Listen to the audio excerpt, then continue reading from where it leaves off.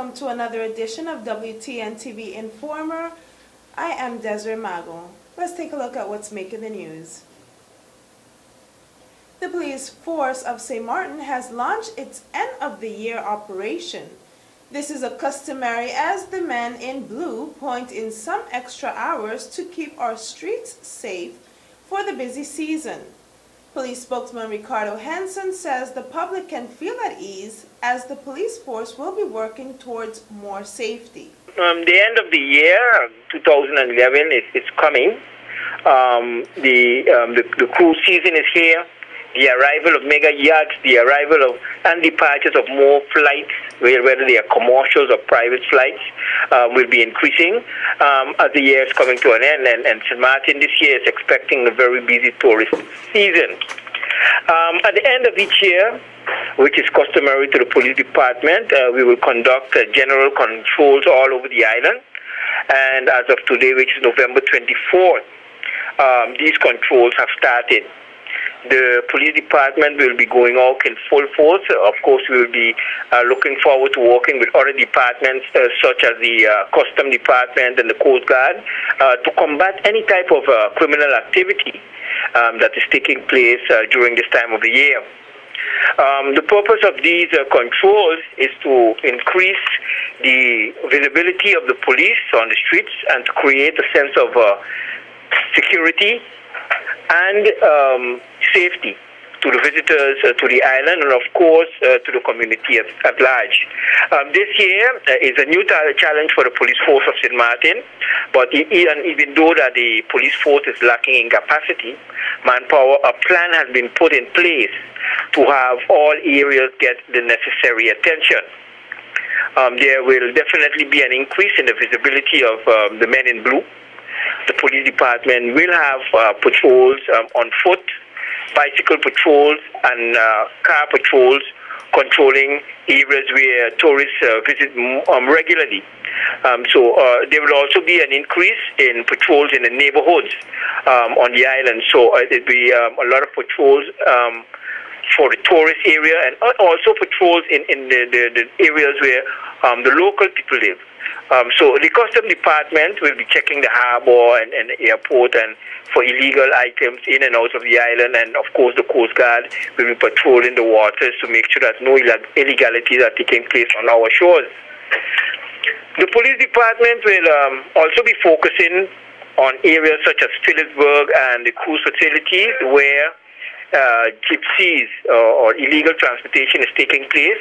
The boardwalk and shopping areas in Phillipsburg. If you know, recently we have been having a lot of complaints about people pulling chains. So we're going to tackle that, and the Beacon Hill and Mahoris area, Kupakoi, we have been having complaints about car being break-ins and cars being stolen. So that too is part of it. Our goal is to suppress the amount of incidents taking place, and mostly we are going to try to prevent them from happening.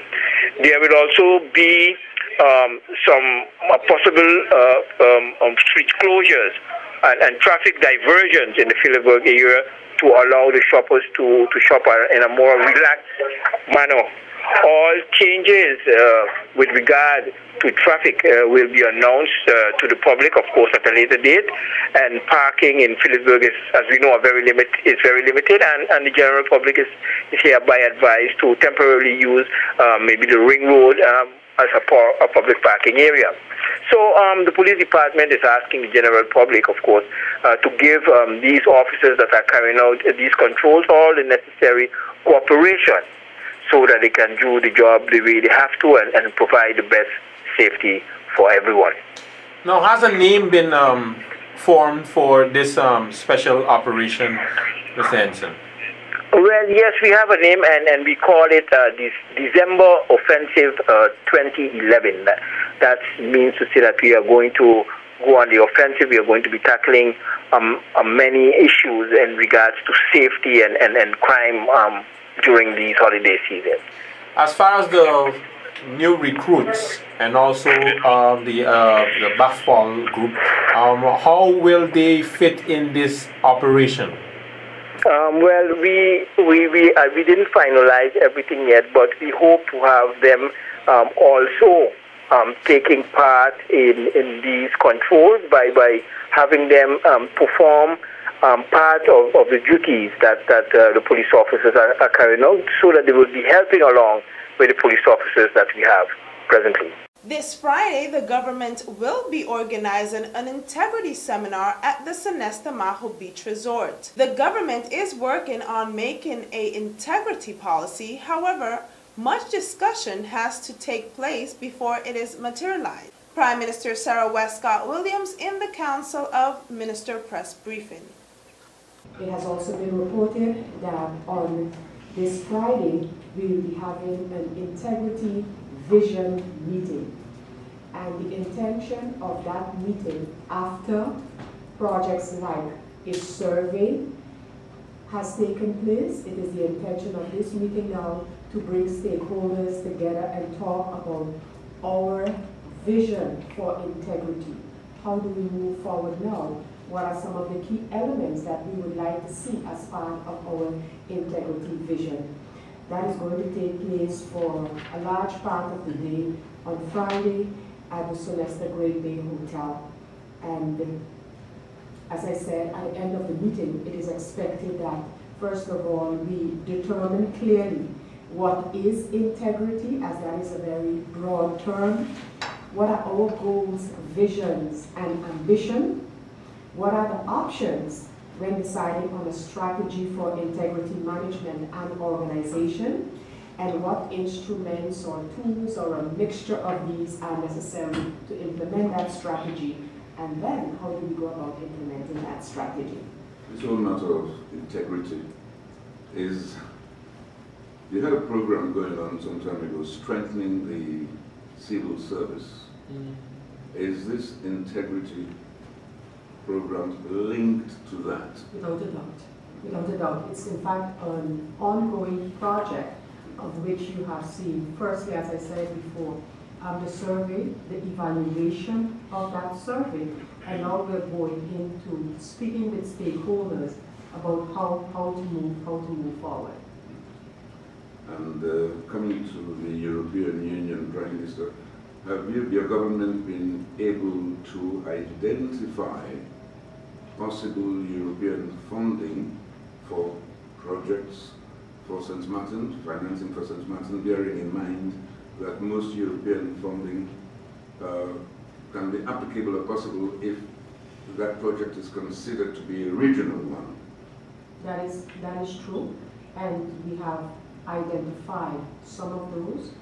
The response to HIV/AIDS is one such regional project, and one of the important issues as St. Martin continues to talk, for example, to our neighbor, friend St. Martin, because in that context too, the difference from our side, OCT being OCT, and the friend side being UPT can be bridged if we can find a project that can be considered a joint project, a regional project, if you will. So it is. We have some, yes, we have some in execution right now, and we're always looking at ways to bring together 2 or more countries in order to seek funds that can be considered for regional projects.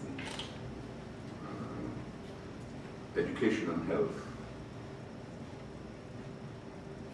You mentioned, in fact, the last time at St. Martin that just before, when you had a meeting with President Gums, some of the issues discussed were education and health. No. What's the update on that? Yeah. Well, firstly, we need to talk about what are the areas and possibilities for cooperation. And as I said before, our ministries and their counterparts on the French side have been, if you want to call it a plan, but every ministry for which there are possibilities of cooperation, and that is practically all ministries, have been discussing how in specific areas they can work together. And naturally, if out of that plan of action proposals for projects will come, then you can imagine that then we look at funding, and joint funding would then be an ideal vehicle. Thank you, Gary. Thank you very much, Mr. Williams. Mr. Brown, follow-up question. Actually, another new question. The funding, and we've been talking about this for a while, but I just needed some clarification. That is channeled via USONA from the Dutch government. Have we submitted as St. Martin all projects under all of the various initiatives, and I'm not talking about institutional strengthening, the SAY, and the Education Cooperation Program? Yes, all of them, and we have even indicated that in the event all the money cannot be spent for the different projects, we have suggested that any remaining funds go to the projects for education. So just to make sure that we don't lose any money in the process. Local model Yolanda Gentles heading to the Big Apple's New York City next week after the Tallahassee St. Martin Foundation Executive Director Arthur Lugis received an official invitation to visit, mingle, and participate in fashion activities during her stay. The visit is an initiative of Virgin Islands Fashion Week. The WTN Informer spoke to Arthur Lugis about the trip. Well, first and foremost, it's an invitation from Henry Masham Jr., who is the CEO of Island Fashion, that's Virgin Island Fashion Week, which was held in St. Thomas. He's also platformed in New York, and he have great opportunities to be able to maximize what Yolanda Gentle can do promoting fashion. She is a top model now based on you know, the past experience, and I think St. Martin has the opportunity to showcase through Yolanda Gentle.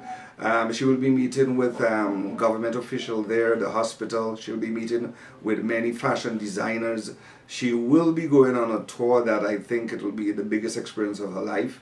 I think we should support the opportunity given and realize that Yolanda Gentle is really going to profile St. Martin in particular in all the ways that she can.